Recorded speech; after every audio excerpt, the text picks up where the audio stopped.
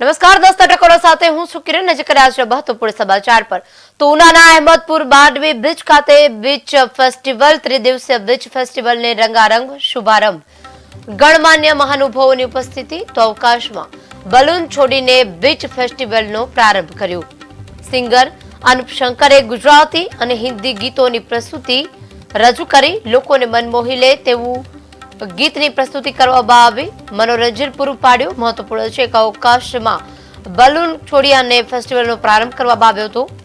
ઉનાના અહેમદપુરમાં Mandvi beach ખાતે beach festival પ્રારંભ થયો. ત્રિદિવસીય આ બીચનું આયોજન રહેશે, જેનો શુભારંભ થઈ ગયો છે. ગણમાન્ય મહાનુભાવોની ઉપસ્થિતિ રહી હતી. અવકાશમાં બલૂન છોડીને બીચ ફેસ્ટિવલનો પ્રારંભ કરવામાં આવ્યો હતો. તો સિંગર અનુપ શંકરે ગુજરાતી અને હિન્દી ગીતોની પ્રસ્તુતિ રજૂ કરી હતી. ઉનાના અહેમદપુર માંડવી બીચના દ્રશ્યો છે, જેમાં સાંજના સમયે મનોરંજન સાથે વાતાવરણમાં લોકોને મન મોહી લે તેવા ગીતો અને ડાન્સ કર્યા હતા.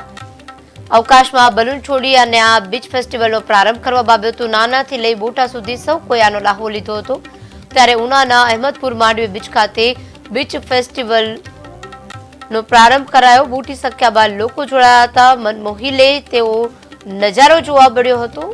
ગણમાન્ય લોકો પણ ઉપસ્થિત રહ્યા હતા, જેની શરૂઆત થઈ બલૂન છોડી આકાશમાં અને તેની શરૂઆત કરવામાં આવી હતી. ત્રિદિવસીય બીચ ફેસ્ટિવલનો શુભારંભ કરવામાં આવ્યો. મહત્વપૂર્ણ છે કે અવકાશમાં બલૂન છોડી બીચ ફેસ્ટિવલનો પ્રારંભ કરવામાં આવ્યો હતો. ત્યારે આ મુદ્દે વધુ વિગત આપશે અબ્બાસ કોઠારિયા.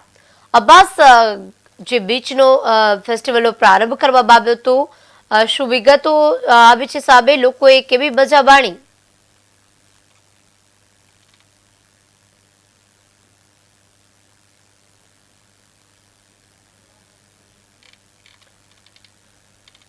તો આ સાથે આપણી સાથે ફરી એકવાર અબ્બાસ કોઠારિયા જોડાઈ ચુક્યા છે.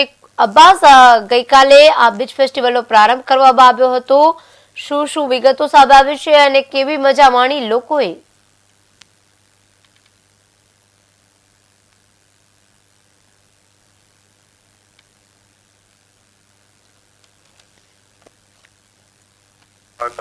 અને કલેક્ટર દિગ્વિજયજી જાડેજા અને ધારાસભ્ય રોગનભાઈ બારટના હસ્તકે એનું ઉદ્ઘાટન કરવામાં આવ્યું હતું.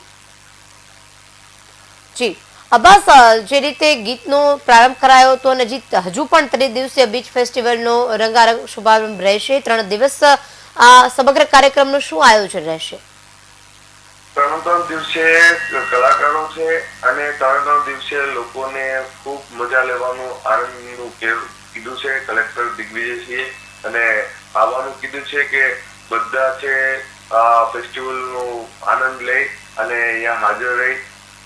કલેક્ટર દિગ્વિજયસિંહ, ભગવાનભાઈ બારટ અને કેટલાક લોકો હતા જે આપણે ગવર્મેન્ટના વ્યક્તિઓ હતા, બધા આજુબાજુના લોકો હતા. ખૂબ આનંદ લીધું છે બધાએ. જી અબ્બાસ, અમારી સાથે જોડાવા બદલ, માહિતી આપવા બદલ આભાર. તો સિંગર અનુપ શંકરે ગુજરાતી અને હિન્દી ગીતોની પ્રસ્તુતિ રજૂ કરી. સૌ કોઈ આનંદ બાળ્યો.